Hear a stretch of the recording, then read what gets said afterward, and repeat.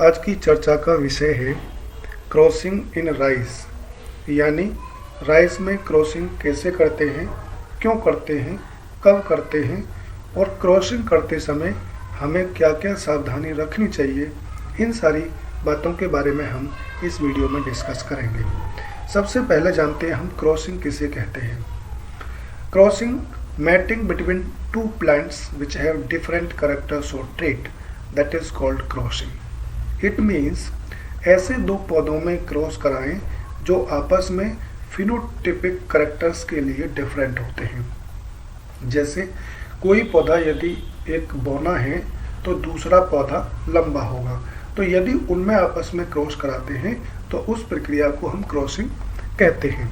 यानी कि दो प्लांट जो होंगे वो आपस में कंट्रास्टिंग कैरेक्टर वाले होने चाहिए, डिफरेंट ट्रेट वाले होने चाहिए। जब डिफरेंट ट्रेट वाले पौधों में हम क्रॉस कराते हैं तो उस प्रक्रिया को हम क्रॉसिंग कहते हैं। क्रॉसिंग करने का पर्पज क्या है, यानी उद्देश्य क्या, objectives of the crossing. Crossing के क्या उद्देश्य होते हैं। सबसे पहला उद्देश्य होता है क्रिएशन ऑफ वेरिएशन। यदि किसी क्रॉप के स्पीसीज में यदि वेरिएबिलिटी नहीं है, सारे पौधे आपस में सेम है, तो वहाँ पर हम क्रॉसिंग करा करके हम वेरिएबिलिटी को क्रिएट कर सकते हैं। तो क्रॉसिंग का पहला पर्पज है कि क्रिएशन ऑफ द वेरिएशन, यानी विविधता को पैदा करना। दूसरा इसका क्रॉसिंग का पर्पज होता है कि development of hybrid and hybrid varieties, यानी यदि हाइब्रिड हमें डेवलप करना हो या हाइब्रिड वेराइटी डेवलप करनी हो तो हम क्रॉसिंग कराते हैं। ये इसका मोस्ट इम्पोर्टेंट ऑब्जेक्ट है। क्रॉसिंग का तीसरा ऑब्जेक्ट है कि ट्रांसफर ऑफ द जीन्स, कि यदि हमें किसी स्पेसीज से या किसी वैरायटी से या वाइल्ड एक्सेशन से हमें कल्टीवेटेड एक्सेशन में जीन ट्रांसफ़र करना है तो हम क्रॉसिंग के थ्रू ही कराएंगे। तो क्रॉसिंग का तीसरा पर्पज है transfer of the genes. Development of inbred line, यानी जब इनब्रिड लाइन हम डेवलप करते हैं किसी भी क्रॉप में तो हम क्रॉसिंग का ही प्रयोग करते हैं। क्रॉसिंग के द्वारा हम इनब्रिड डेवलप करते हैं। ये भी इसका क्रॉसिंग का पर्पज है। नेक्स्ट इसका पर्पज है कि इम्प्रूवमेंट इन वन और मोर क्वांटिटेटिव ट्रेट्स, यानी जो क्वांटिटेटिव ट्रेट्स होते हैं, एक या दो क्वांटिटेटिव ट्रेट्स को हम क्रॉसिंग के द्वारा इम्प्रूव कर सकते हैं। किसी वैरायटी में एक तो क्वांटिटेटिव ट्रेट कम है या लोअर क्वालिटी का ट्रेट है तो उसको इम्प्रूव कर सकते हैं with the help of crossing. ये क्वांटिटेटिव ट्रेट होते क्या हैं? क्वांटिटेटिव ट्रेट वो होते हैं जो कई सारे जीन मिलकर के किसी ट्रेट को डेवलप करते हैं। उस ट्रेट को हम क्वांटिटेटिव ट्रेट्स कहते हैं, यानी एक ट्रेट को कंट्रोल करने के लिए कई सारे जीन्स होते हैं। अब बात करते हैं राइस की फ्लोरल बायोलॉजी की, क्योंकि हमारा टॉपिक यही है कि क्रॉसिंग इन राइस। तो राइस में क्रॉसिंग करने से पहले हमें ये पता होना चाहिए कि राइस की फ्लोरल बायोलॉजी क्या है। धान के केस में सोइंग के 85 से 90 दिन बाद फ्लावरिंग स्टार्ट हो जाती है। पैडी फ्लावर परफेक्ट फ्लावर होता है क्योंकि इसमें मेल एंड फीमेल ऑर्गन, यानी मेल और फीमेल ऑर्गन यानी एंथर और स्टिग्मा एक ही फ्लावर में होते हैं। इसलिए इस राइस के फ्लावर को हम परफेक्ट फ्लावर कहते हैं। राइस की बाली की बात करें तो हम राइस की बाली को हम पेनिकल कहते हैं। इसके फ्लावर में 6 एंथर्स होते हैं राइस में।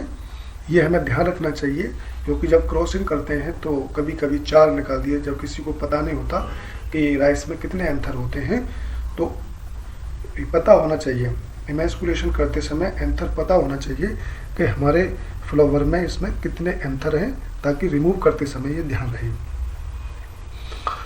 इसके एंथर और स्टिग्मा लीमा और पेलिया, यहाँ पर आप देख रहे हैं ये लेमा है और ये पेलिया है। लीमा और पेलिया से जो राइस के एंथर और स्टिग्मा होते हैं वो ढके हुए होते हैं। राइस की पेनिकल की यदि बात करें तो उसमें एक्रोपेटल एंथेसिस होता है। पहले तो एंथेसिस समझ लो, यानी open of the first flower in the inflorescence of the plants। यानी किसी भी स्पीसीज के या किसी भी प्लांट में जो पहला फर्स्ट फ्लावर ओपन होगा उस प्रक्रिया को हम एंथेसिस कहते हैं। Open the first flower of the plants that is called antithesis. तो एंथेसिस, एक्रोपेटल एंथेसिस राइस के केस में होती है। इसका मतलब है कि एंथेसिस नीचे से ऊपर की ओर होती चली जाती है, यानी पहले इसके बेस के फ्लावर खुलेंगे, उसके बाद में उसकी जो पेनिकल होती है उसमें ऊपर की ओर एंथेसिस होती चली जाती है। तो ये इसकी फ्लोरल बायोलॉजी राइस की, क्योंकि क्रॉसिंग करते समय हमें फ्लोरल बायोलॉजी का ज्ञान होना अत्यावश्यक है। अब बात करते हैं कि क्रॉसिंग करते समय हमें क्या क्या मटेरियल की रिक्वायरमेंट होती है। तो पहला हम देखेंगे सीजर की आवश्यकता होती है, यानी कैंची।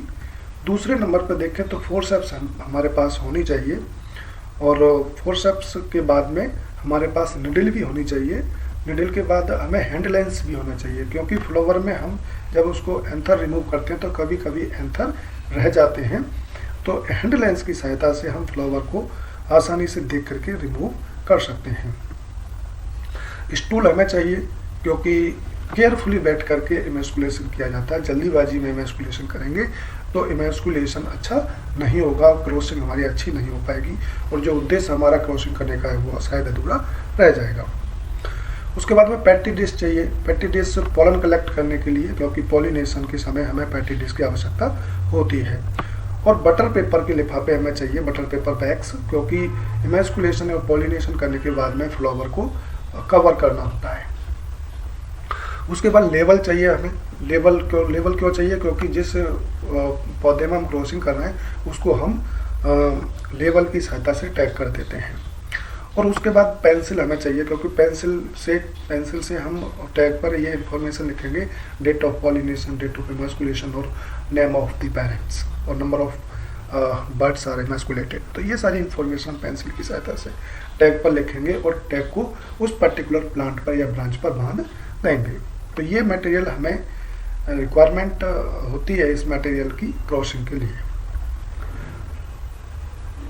अब क्रॉसिंग करते कैसे हैं ये आप देख रहे हैं इसमें, कि जो हमारे फ्लावर ओपन हो चुके हैं, फुल्ली ओपन फ्लावर को हम रिमूव कर देते हैं कैंची की सहायता से, और उसके बाद में जो सेलेक्टेड हमारी बर्ड्स होंगी पेनिकल पर, उनको हम कैंची की सहायता से 1/3 पोर्शन हम स्पाइक लीड्स का रिमूव करेंगे, और रिमूव करने के बाद में फिर फोर्सेप्स की सहायता से उसमें से 6 एंथर गिन करके हम निकालेंगे। यदि कोई एंथर रह जाता है तो उसके पश्चात हम हैंड लेंस की सहायता से देख करके पता लगा लेंगे कि इसमें कोई एंथर रहा है कि नहीं रहा। यदि कोई एंथर रह जाता है तो वो सेल्फिंग कर देगा, और हमारा क्रॉसिंग का जो पर्पज था वो कंप्लीट पर्पज पूरा नहीं होगा। तो इस प्रकार से हम करेंगे। जो फुल्ली ओपन फ्लावर हम हटा देंगे, और नेक्स्ट डे हम जा कर के जो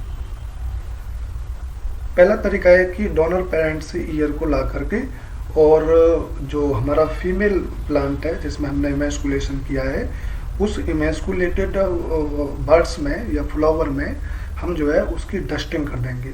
डस्टिंग हम इस प्रकार से करते हैं, दोनों हाथों से उसकी पेनिकल को पकड़ करके, और उसमें जो इमेस्कुलेटेड फ्लावर है उसमें डस्टिंग कर देंगे, उसमें हिला देंगे, ताकि जो भी एंथर्स हैं वो उसमें से पॉलन निकल करके हमारे इमेस्कुलेटेड बर्ड्स पर पहुंच जाएं। दूसरा तरीका है कि हम जो है पैटी डिश में कलेक्ट कर लें एंथर, और एंथर को हम या तो फोर्सेप्स की सहायता से या फिर ब्रश की सहायता से इमेस्कुलेटेड बर्ड पर हम जो है टेस्टिंग कर दें। तो ये 2 तरीका थे इमेस्कुलेशन करने के, पॉलिनेशन करने के।